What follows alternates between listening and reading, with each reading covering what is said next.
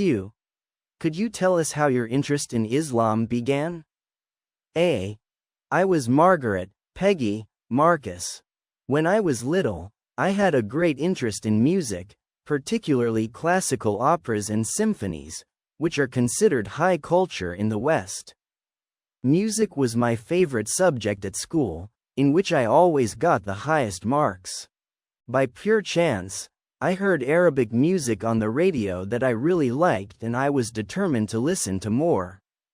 I didn't leave my parents alone until my father finally took me to the Syrian section in New York City, where I bought a stack of Arabic songs.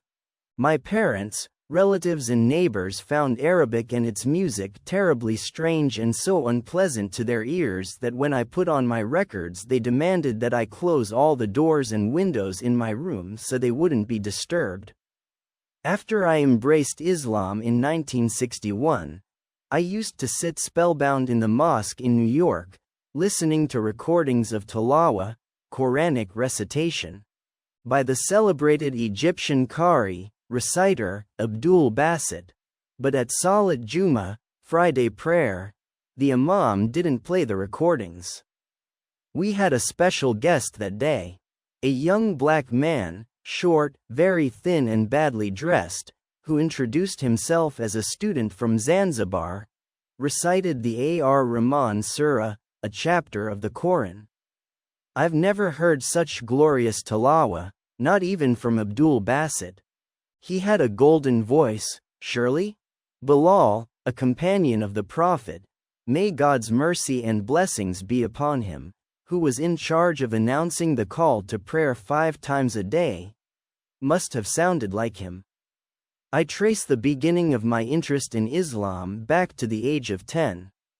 I attended a Jewish Reform Sunday school and became fascinated by the historical relationship between Jews and Arabs. From my Jewish textbooks, I learned that Abraham was the father of the Arabs as well as the Jews. I read how centuries later, when Christian persecution made their lives intolerable in medieval Europe, the Jews were welcomed in Muslim Spain, and that the magnanimity of this same Arab Islamic civilization encouraged Hebrew culture to reach its peak of achievement. Totally unaware of the true nature of Zionism, I naively thought that Jews were returning to Palestine to strengthen the close bonds of kinship in religion and culture with their Semitic cousins. Together, I believed that Jews and Arabs would cooperate to achieve another golden age of culture in the Middle East. Despite my fascination with the study of Jewish history, I was extremely unhappy at Sunday school. At that time I identified very much with the Jewish people in Europe, suffering a horrible fate under the Nazis, and I was shocked that none of my classmates or my parents took their religion seriously. During synagogue services, the children used to read comic books hidden in their prayer books, laughing and mocking the rituals. The children were so noisy and unruly that the teachers were unable to discipline them and found it very difficult to give lessons. At home, the atmosphere for religious observance was hardly more favorable. My older sister hated Sunday school so much that my mother had to literally drag her out of bed in the morning, and this was always accompanied by tears and arguments. Finally, my parents became exhausted and let her stop attending. On Jewish holy days, instead of attending synagogue and fasting on Yom Kippur, my sister and I were taken out of school to attend picnics and family parties in fancy restaurants. When my sister and I convinced our parents how dissatisfied we were at Sunday school, they joined an agnostic humanist organization known as the Ethical Culture Movement. The Ethical Culture Movement was founded at the end of the 19th century by Felix Alder. While studying for the rabbinate, Felix Alder became convinced that devotion to ethical values as relative and man-made constituted the only religion suitable for the modern world, considering any relation to the supernatural or theology irrelevant. I attended Ethical Culture Sunday School every week from the age of 11 until I graduated at 15. I came to agree wholeheartedly with the movement's ideas and viewed all organized and traditional religions with contempt. When I was 18, I became a member of the local Zionist youth movement, known as Mizrachi Hatzer. But when I discovered the nature of Zionism, which made hostility between Jews and Arabs irreconcilable, I left in disgust several months later.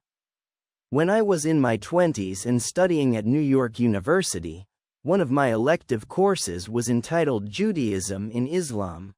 My professor, Rabbi Abraham Isaac Cash, head of the Hebrew Studies Department, spared no effort to convince his students, all Jews, many of whom aspired to become rabbis, that Islam derived from Judaism. Our textbook, written by him, took each verse from the Quran, diligently tracing it back to its supposed Jewish source. Although his real aim was to prove to his students the superiority of Judaism over Islam, he convinced me diametrically of the opposite.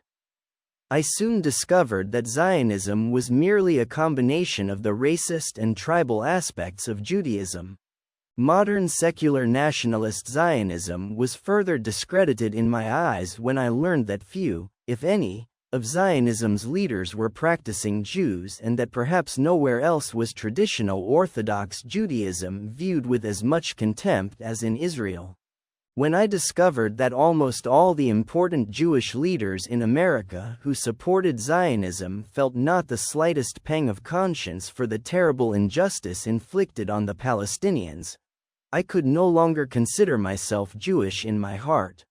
One morning in November 1954, Professor Cash, during his lecture, argued with irrefutable logic that the monotheism taught by Moses, may God's mercy and blessings be upon him, and the divine laws revealed to him were indispensable as the basis for all higher ethical values.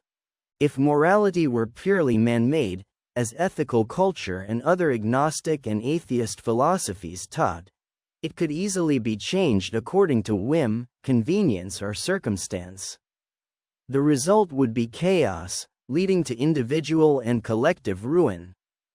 Belief in the afterlife, as the rabbis and the Talmud taught, Professor Cash argued, was not just a desire, but a moral necessity. Only those, he said, who firmly believed that each of us will be summoned by God on the day of judgment to give a full account of our life on earth and rewarded or punished accordingly, would possess the self-discipline to sacrifice transitory pleasure and endure hardship and sacrifice in order to achieve the ultimate good.